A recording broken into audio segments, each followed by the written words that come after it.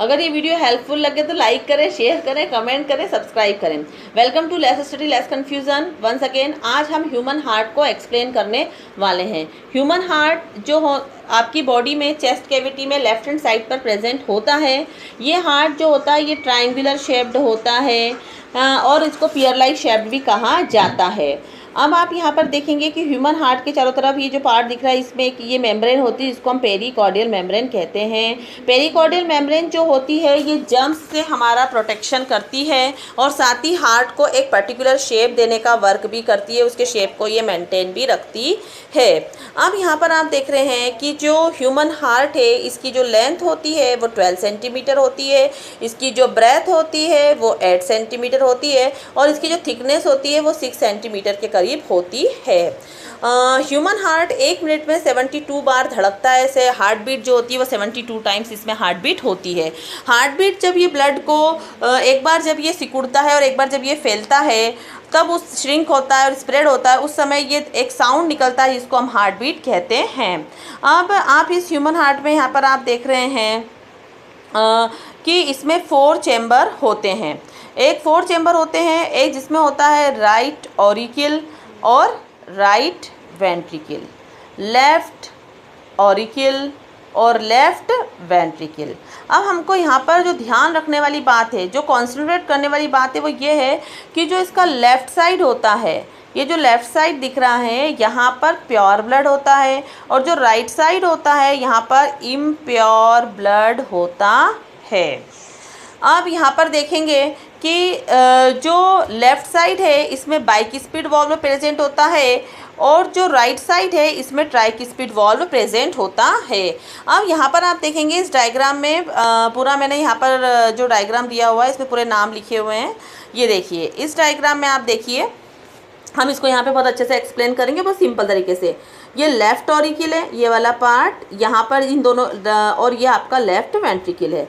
अब यहाँ left auricle और लेफ़्ट वेंट्रिकल के बीच में है ये बाइस्पिड वाल्व है। अब इस वाल्व, इस दीवार का फंक्शन क्या है, इस कपाट को, इसको हिंदी में कपाट भी कहते हैं।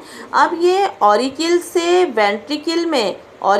वेंट्रिकल में ब्लड को आने तो देता है पर ये वेंट्रिकल से ऑरिकल में उसको जाने नहीं देता है, अर्थात ये इसके रिवर्स जो फ्लो है उसको ये रोकने का वर्क करता है। अब सबसे इम्पॉर्टेंट पॉइंट जो पल्मोनरी वेन, यहाँ पर आता है कि वेन हमेशा डीऑक्सीजनेटेड ब्लड को कैरी करती है पर पल्मोनरी वेन एक एक्सेप्शन है। पल्मोनरी वेन क्या है, एक एक्सेप्शन है। पल्मोनरी वेन पूरी बॉडी की ऐसी वेन है जो ऑक्सीजनेटेड ब्लड को फ्लो करती है। ये ऑक्सीजनेटेड ब्लड लंग्स से लेकर आती है और राइट ऑरिकल में डालती है। राइट ऑरिकल से बाइस्पिड वाल्व के द्वारा ये ब्लड लेफ्ट वेंट्रिकल में आता है। अब लेफ्ट वेंट्रिकल से इस एरोटा के द्वारा पूरी बॉडी में इसको ट्रांसफ़र कर दिया जाता है। तब ऑक्सीजनेटेड ब्लड पूरी बॉडी में ट्रांसफ़र हो गया। अब जैसे ही ऑक्सीजन बॉडी में ट्रांसफ़र होगी वहाँ से कार्बन डाइऑक्साइड वापस से रिमूव होगी, निकलेगी। अब ये आप देख रहे हैं सुपीरियर वेना केवा और inferior vena cava. Superior vena cava जो है ये बॉडी के अपर पार्ट से डीऑक्सीजनेटेड ब्लड को कलेक्ट करता है। इन्फीरियर वेना केवा जो है बॉडी के लोअर पार्ट से और डीऑक्सीजनेटेड ब्लड को कलेक्ट करता है और ये दोनों इस ब्लड को राइट ऑरिकल में ले करके आते हैं। अब राइट ऑरिकल में पूरी बॉडी का डीऑक्सीजनेटेड ब्लड आ चुका है। अब ये ट्राइस्पिड वाल्व के द्वारा राइट वेंट्रिकल में आता है और राइट वेंट्रिकल से अब यहाँ पर देखिए पल्मोनरी, जो हमारी पल्मोनरी आर्टरी है, पल्मोनरी आर्टरी के द्वारा ये दिख रहे हैं आपको, पल्मोनरी आर्टरी के द्वारा ये लंग्स तक ले जाया जाता है और लंग्स में फिर इसमें का प्यूरिफिकेशन किया जाता है, इसमें ऑक्सीजन मिलाई जाती है और इसको फिर वापस से पल्मोनरी वेन कलेक्ट करके लेफ्ट साइड में ले करके आती है। इस प्रकार से जो होता है पूरी बॉडी में ऑक्सीजनेटेड ब्लड का फ्लो होने लग जाता है और डीऑक्सीजनेटेड ब्लड को कलेक्ट कर लिया जाता है। अब यहाँ पर आप हैंड रिटन डायग्राम को आप यहाँ पे देख रहे हैं और ये डायग्राम सिंपल तरीके से आप चाहें तो इसको ऐसा बना सकते हैं, या आप देख लें। अब यहाँ पर आप देखें कि एक चार्ट है, इस चार्ट के द्वारा यहाँ पर वो सिंपल तरीके से जो है मैकेनिज्म हार्ट का डिस्क्राइब किया गया है।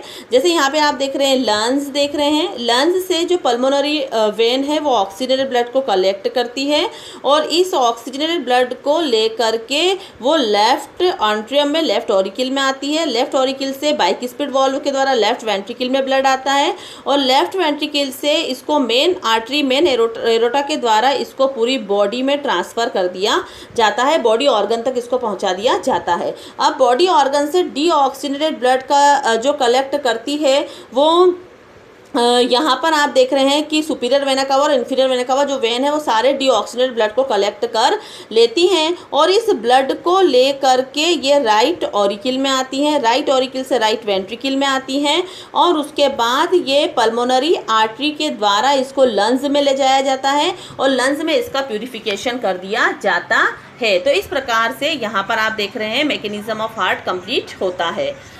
तो ये बहुत ही सिंपल तरीके से आपको समझ में आया होगा। अगर इस चार्ट को भी आप बना देते हैं तो आपकी फुल मार्किंग हो जाती है। Main point, size of the heart 12 centimeter, length 12 centimeter, breath 8 centimeter और 6 सेंटीमीटर।